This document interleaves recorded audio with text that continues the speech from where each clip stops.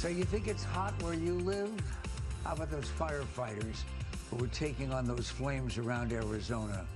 Let's talk to somebody kind of in that business. Al Velasquez, it's good to have you here, and it's good to have firefighters wherever it is that we need them.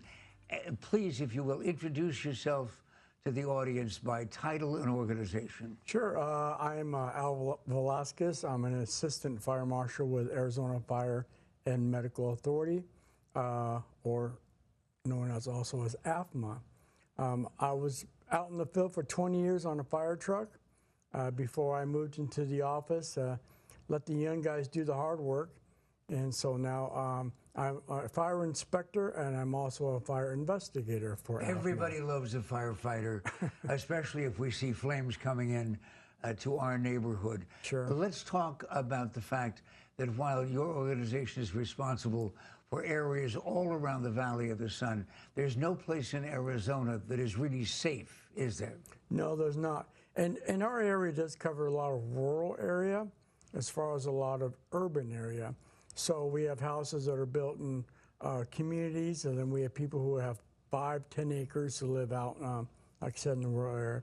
So both of those areas are still susceptible to fires of some sort. And as you're driving through the valley, you see so many open spaces right in the middle of a heavily populated urban area, and all of them can catch fire.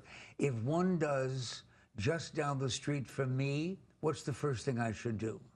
Well, if one house down the street from you is on fire, usually the fire department can respond in time and contain it to that house. Now, if it becomes a very windy day, there is that chance of exposure where that fire can spread to the next house. But what if it's not a house? What if it's dry brush? What if it's a small forested area in an urban area? We can't do anything about that ahead of time, can we? Well, we can. So we try to let people know you have to create that defensible space. So if there's an empty lot with a lot of weeds, as inspectors, we'll go out and find whoever is responsible for that property and say, you need to clear these weeds. It's a fire hazard, and we just can't have these dead weeds growing everywhere, because if it catches on fire, something else may catch on fire. But who do we call to find an inspector? They're not sitting at the neighborhood fire station, are they? No. So let's say you're in Phoenix, then you would call the Phoenix Fire Department and say, we would like someone from the fire marshal's office or an inspector to come look at this property. Here's the cross streets. If it's in Glendale, you would call the Glendale Fire Department. So depending on what city it is, that fire marshal's office will handle that situation. And we can always do that in advance of any problem. Absolutely. And the more advanced, the better. I mean, we do get calls. See, my neighbor has overgrown weeds, and I'm afraid if it catches on fire, it's going to move into my property and my house. So, is the problem year-round or just summer? No, it's really year-round. It's definitely not summer. We get a lot of rains in the spring, monsoon season. We get a lot of rains, and that just causes growth, and then eventually that stuff will die out. We were just celebrating 4th of July, got New Year's Eve coming up, and there are still magically appearing fireworks, no matter what the law says.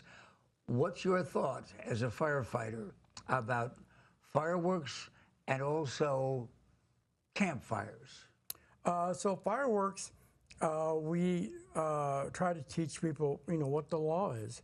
You can have small fireworks, handheld fireworks, something that stays in the ground. You cannot have fireworks, any kind of fireworks that are going to be directed into the sky. You don't know if they're going to where it's going to fall. If the fireworks defective or bad, I mean, it could explode anywhere. So, and when we do receive calls about fireworks, we really educate them. These are the fireworks that are legal, and these are the ones that you can use. And quickly, barbecue fires in the backyard? Yeah, absolutely. So grills, you want to keep 10 feet away from your home, and not under any kind of roof, patio, balcony, anything. keep it away, because we do get quite a few barbecues that are out of control, and it can be an issue. Al Velasquez, he's a pro at this, and he says, please, please, please, in Tinder Dry, Arizona, be safe, be careful, and be aware of the fact that anything can catch on fire, including your house. I'm Pat McMahon.